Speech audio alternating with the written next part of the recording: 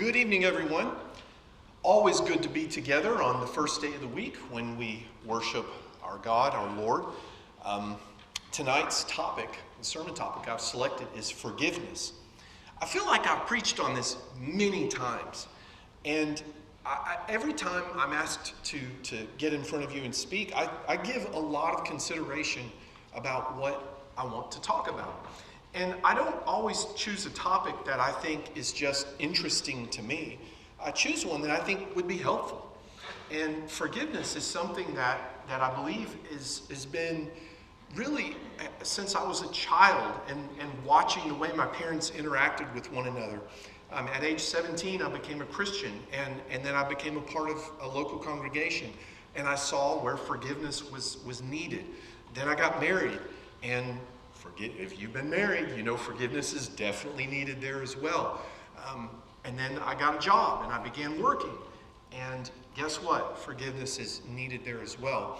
This is a principle that God teaches because He's the designer of our brains and the emotions and the hormones and all of this stuff inside us, this great engineer put together, and He knew this is what is needed for mankind to be able to function normally. And that's really the focus of, or maybe not the focus, but one of the key points I want to make is that forgiveness really has two benefits. One is obvious. It's cathartic for you as an individual to forgive and let go. But secondarily, really primarily, it's required. We're going to go over several scriptures here tonight where Jesus comes right out and says, forgive. There's no ifs, ands, or buts. There's no confusion at all. It's really simple. Having a forgiving attitude is required if we want to go to heaven. But it's good for us.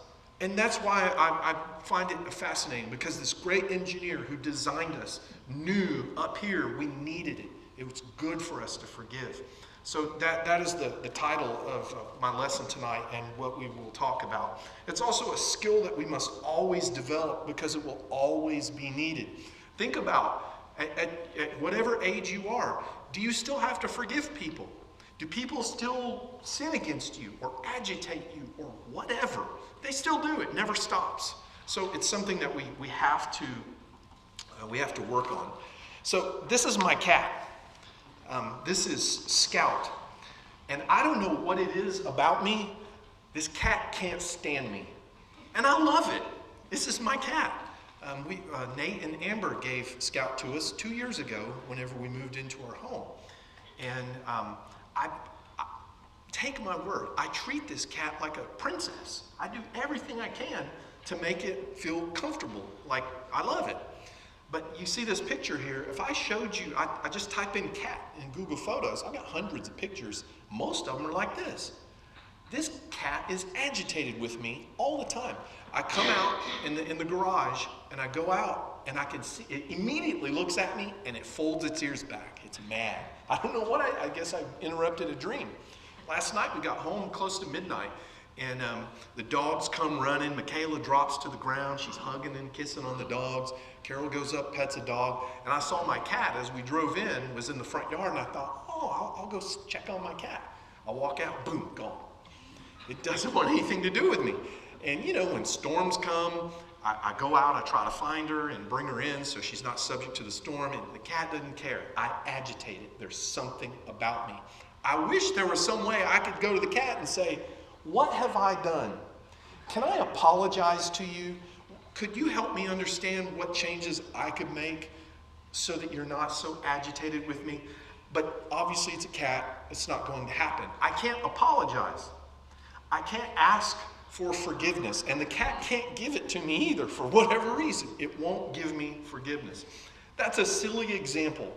But there are people in our lives like my cat Scout that they don't want to forgive.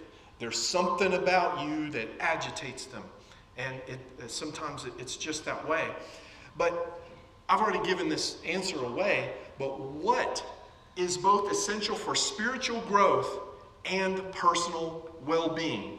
What one thing is it? Forgiveness just isn't a worldly exercise so that we can resolve conflict. It's not just something that we study in business school so we can resolve conflict and become more efficient.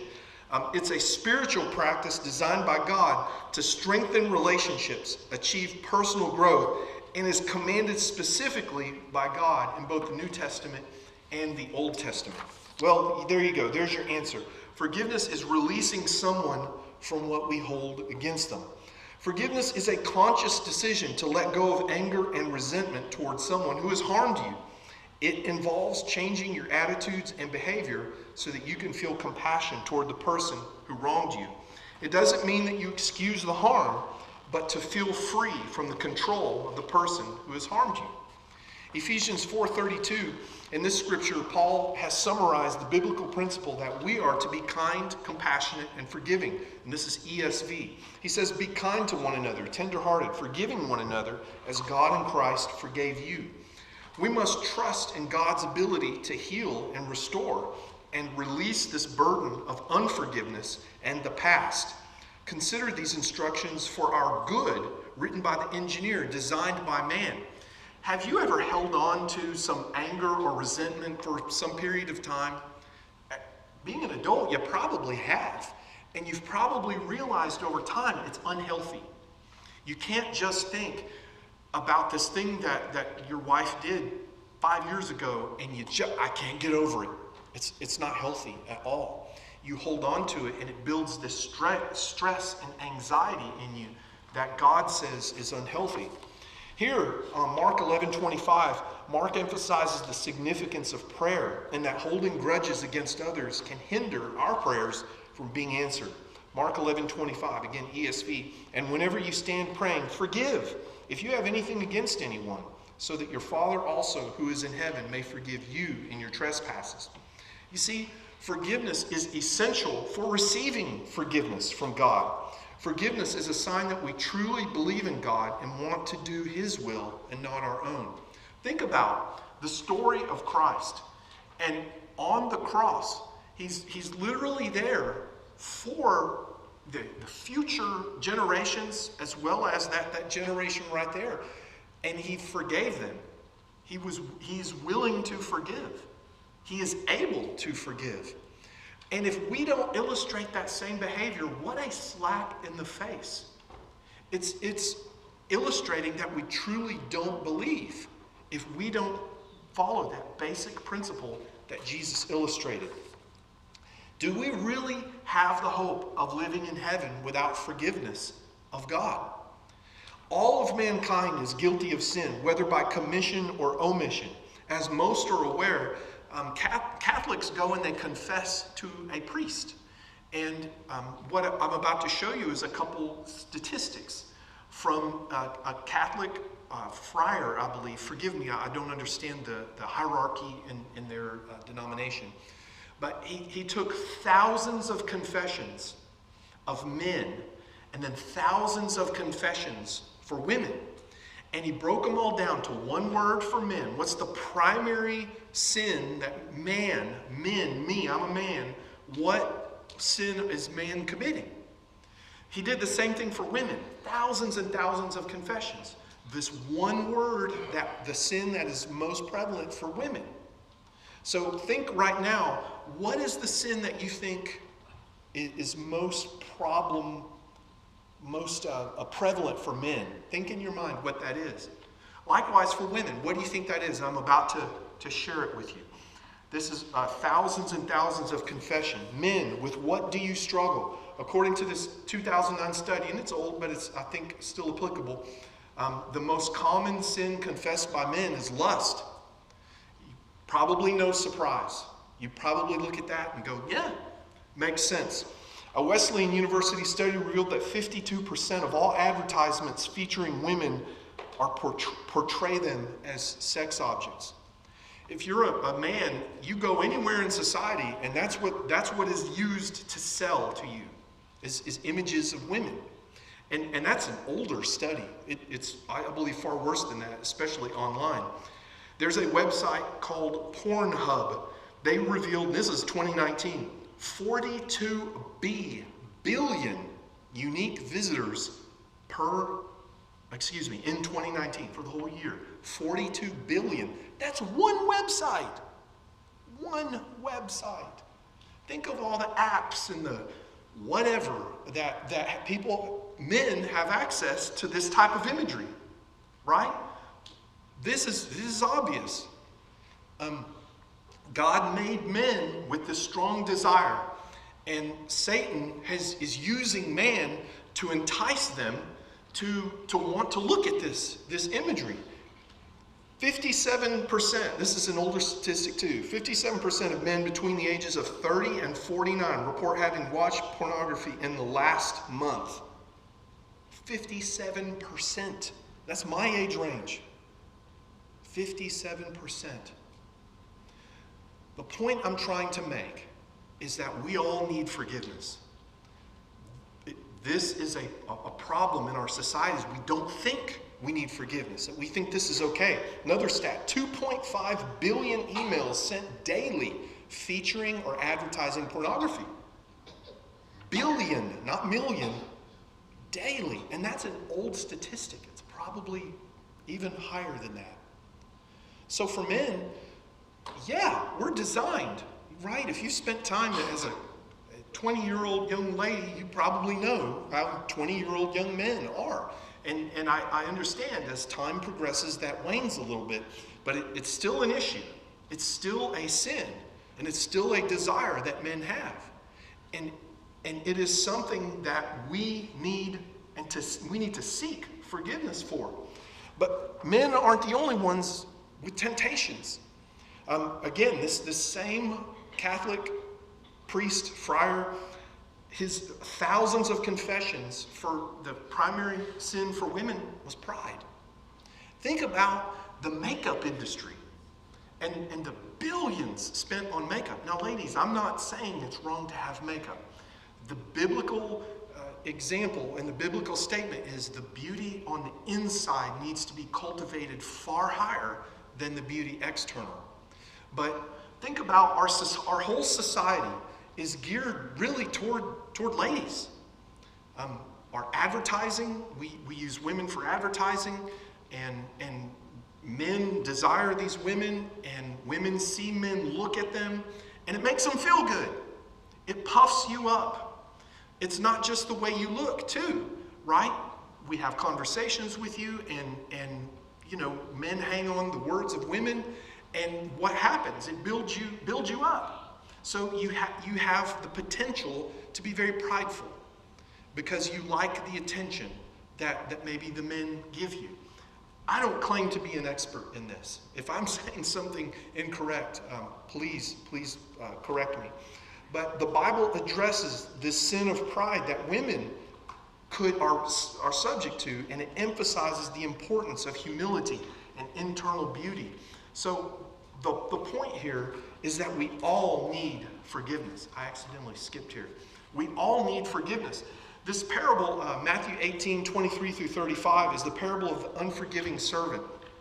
Jesus tells a parable about a king who forgives a servant's enormous debt. It's a debt he'll never, ever be able to pay. Like in our terms, maybe billions of dollars. It's a huge, huge number that if he went and got a job and tried to repay, he couldn't. He would die before he could repay it. And the king says, forgiven. But then this same servant goes out and he sees someone that owes him money. And he says, pay me what's owed. I want it now or I'll throw you in prison. What Jesus is trying to tell in this lesson is that we have been forgiven this tremendous debt, a debt we could never repay. I can't say to Grady, your sins are forgiven. It doesn't mean anything. I'm not God. God can. He has the ability, and he has said it. We've been forgiven this debt. Now, what happens if we don't likewise forgive the debts owed to us? When someone sins against us, we ought to be more than willing to immediately forgive. Remember, Jesus died on the cross and forgave and forgives and will continue to until he decides to end the world. It's a slap in his face when we don't want to forgive. And again, we've established all mankind sins. Every man, every woman in here has some type of sin in their life. So if you do, and you do, you need forgiveness. And it comes from God. And you seek it. You pursue forgiveness. And likewise, you need to forgive as well. We all need it. How could we not forgive someone who sinned against us? Can you see the hypocrisy of being a Christian and saying, I am saved. I am God's child, but I'm not going to forgive you. What hypocrisy. You remember the 7 woes that Jesus pronounced on the Pharisees? You remember what he said? Hypocrites! That's what we are when we don't forgive. I have seen churches divide over the most silly of things. And it all boils down to someone, I'm not going to forgive him. I can't stand him. I can't stand her. The way she talks, the way she looked at me, or whatever. And we're not going to forgive. How hypocritical. Jesus died on the cross and forgave us, and we can't forgive someone for something so small? We all need forgiveness, and we all need to give it freely. But as I said earlier, forgiveness isn't just a spiritual practice that's required of us. It's good for us. It's good for you to forgive. People often hold grudges because they want the other person to suffer for what they've done. And that the one person, though, when you hold a grudge, when you don't forgive, the only person you're hurting is you. That's the only person you're hurting. A lot of times the other person doesn't even know. They're not even certain they've done something wrong. And you're holding this grudge and you're angry with them. And who are you harming? You're really harming yourself. We have all done this. We've all done it. Have you ever given someone the silent treatment? I'm not going to talk to them. I'm just not going to engage with them. Right? That's a form of unforgiveness. I'm not going to talk to you because you've upset me. Or I'm going to, we're not going to go together even though we normally would go, to this show together or whatever. I'm not going with you because you've upset me and I'm not going to talk to you. That's unforgiveness. Have you ever, somebody walked in and you go, whoa, I can't look at them. I don't want to look at them because I can't stand them. That's unforgiveness. Again, the hypocrisy of it. And the other party usually doesn't even know. It's a gift you give yourself. Unforgiveness ensures that you are unhappy because you remain focused on how you've been wronged. Have you ever spoken to someone who has some bitterness and some resentment in them? It can go decades where families divide and they don't want to talk to one another. I don't talk to her. We haven't talked to them in decades, or we won't talk to them. And who are you hurting? You're hurting yourself. When all we focus on is how we're treated or wronged, we're just giving ourselves anxiety. We worry ourselves and continue to think about how hurt we are, and it damages our relationships with others. When a family, a church family or a earthly family, when someone is hurt, is it in a silo? It's not. If I'm upset and bothered, Carol knows immediately. She can tell. And she knows something's not right. And then I can tell her, and then we can work through it, or maybe it's a problem at work or whatever. But a lot of times there's a problem in a congregation, and we don't want to talk. We don't want to talk about it. And that type of avoiding it, it creates an anxiety. And it just builds up and festers. I've shared with you the congregation Carol and I were members at for like 15 years. It split over nothing. Over nothing. There were 300, 350 people, and it got down to about 80. Bulk of them went this way, bulk of them went that way, and it was divided like that over nothing.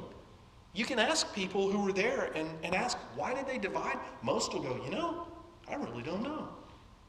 And I can remember why, and it was foolishness.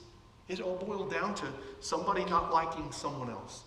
And then they just gossiped, and then this person gossiped, and it spread, and then people started taking sides. And then one group says we're leaving, and the other group says, well, we're leaving. And that's how a split happens. It's because someone won't forgive someone else. This quote I found online, it said, holding on to anger is like drinking a poison and expecting the other person to die. What does the poison do? It kills you. And that's what not forgiving, being unforgiving does. It's a poison to your own body. It's a poison to your own soul. Because Jesus demands that you forgive. And if you don't, you're just harming yourself. Speaking of Jesus, here on the Sermon on the Mount, he says, and forgive, in the model prayer, forgive us our debts as we also forgive our debtors. In his model prayer, he minces no words. We are to forgive others. This illustrates how close forgiveness is to our spiritual well-being. We can't be on the same plane. I'm having a struggle explaining this. We can't say we are pursuing God and giving him our heart if we are not forgiving, if we can't forgive others. There are people that forgive so many things that I've just heard over decades, where a man commits adultery and the wife forgives him. She forgives him. There are families that are torn apart where a son shot someone, a cousin, and they're forgiven. I mean, there's so many things, big things in life where people have forgiven that you probably know stories of. And then when someone gives us the slightest little slight, whatever it is, they come through the door and you don't recognize them or whatever, and they're mad. That type of unforgiveness it's ungodly. And it is indicative of someone who's not pursuing Jesus with their heart. Christ paid this ultimate price for the penalty of sin. His very death is what paved the way for our forgiveness, an opportunity for a relationship with him, and the gift to live with him in heaven. You are here because you want to go to heaven. That's why you are here. I can't imagine any other reason that you're here. And if you don't forgive as Christ forgave, that goal of heaven will be unrealized. We're not going to heaven if we don't learn to forgive. We're rejecting Christ when we don't forgive. It's an insult to him, and we're showing that we do not care about his sacrifice. So this is the idea of the story. In class this morning, we discussed Joseph. And you all know the story of Joseph. In Genesis chapter 50 is what we're going to focus on. So Joseph was sold into slavery. We all know that story very well. He found favor with Potiphar, Pharaoh's captain, a very influential man. He was falsely accused by Potiphar's wife of making sexual advances or something even worse. And as he ran away, she grabbed his cloak and he lost his clothes. So then he looked guilty. So he's sent to prison. And when he's in prison, he interprets the dreams of prisoners. And then eventually, when the Pharaoh has a dream, somebody remembers, hey, this dude Joseph, he knew the dreams. He could interpret them. So Joseph interprets the dream of Pharaoh. He becomes the number 2 most powerful man in Egypt, which I believe at the time was the most powerful nation on the planet. So what is he doing with that power? Pharaoh's dream said there's going to be 7 years of famine. And his job was to prepare for that 7 years of famine. Not only for Egypt, but there were nations that came in and relied on Egypt for grain. So others were going to be coming or they would die, right? There's no grain, you can't feed your family, you can't grow it, you're dead. So Joseph is the most important man on planet Earth. And guess what? We all know the story. It's really cool. It's my favorite story in the Bible. His brothers come back, or they don't come back, they come to Egypt because they heard there's grain, and there's this great famine. If they don't get grain, their family dies. And what'd you say, there were 70 of them at the time? Somebody said that in class this morning. So an entire generations of family will be gone if they can't get that grain. And who do they run into? Who do they run into? And Joseph tests them And then later, he reveals his identity, and it's a very emotional story when he reveals who he is. And his brothers, they wonder what their fate were going to be. Remember, I don't remember if I told you, but they sold him into slavery. They were going to kill him. But I think it was Reuben. One of them said, no, let's not kill him. Let's just throw him in a pit. I think he had planned on going back that night to rescue him, but he was sold into slavery. So they sold their own brother into slavery, which was eventually went to Egypt. And now they're wondering, all these years later, they found out their brother is the most powerful man in the world. They're going, uh-oh, what's going to happen? And I got to tell you, if it were Mike Smith, I don't think it would be Joseph's outcome. The manly propensity to enact revenge is strong. And you sell me into slavery, you want to kill me? Oh, man, that's tough. That's tough. I'm a godly man. I would like to think that I would have the right outcome now. But 19-year-old Mike, 18-year-old Mike, Joseph was brilliant, what he did. Let's read it. Genesis 50. Verses 15 through 21. When Joseph's brothers saw that their father was dead, they said, "It may be that Joseph will hate us and pay us back for all the evil that we did to him." You think? So they sent a message to Joseph saying, "Your father gave this command before he died." You think this is true? "Say to Joseph, please forgive the transgression of your brothers and their sin, because they did evil to you. And now, please forgive the transgression of the servants of God, of your father." So look at this response. Joseph wept when they spoke to him. His brothers also came and fell down before him and said, "Behold, we're your servants." I could see where Jacob would say that. That does make sense, but I suspect his brothers weren't telling the truth. Verse 19, "But Joseph said to them, 'Do not fear, for am I in the place of God? As for you, you meant evil against me, but God meant it for good, to bring it about that many people should be kept alive as they are today. So do not fear. I will provide for you and your little ones.' Thus he comforted them and spoke kindly to them." So they moved their families all the way to the land of Goshen, and he saves them. They all would have died. And he had the power, he had the authority to crush them. But what was his attitude? He was weeping. He was weeping when they were telling him that, because he knew the irony of it. He also had a merciful heart. He knew that God put him there for that reason. And he didn't allow the bitterness to take control. Can you imagine yourself in that situation where you were the most powerful person in the world now, and the people that tried to kill you, they're begging and they need you? I think the most harmful and the most difficult arguments are those amongst blood, family. And Joseph didn't allow that bitterness to consume him. His forgiveness toward his brothers, it's a powerful example of forgiveness for us. Despite their betrayal, Joseph forgave them and reassured them that God had used their actions for a greater purpose. That's what we need to do. Whenever bad stuff happens, or we have an interaction amongst one another, we need to look at it like Grady said this morning, "I'm glad this happened." That's what Joseph did.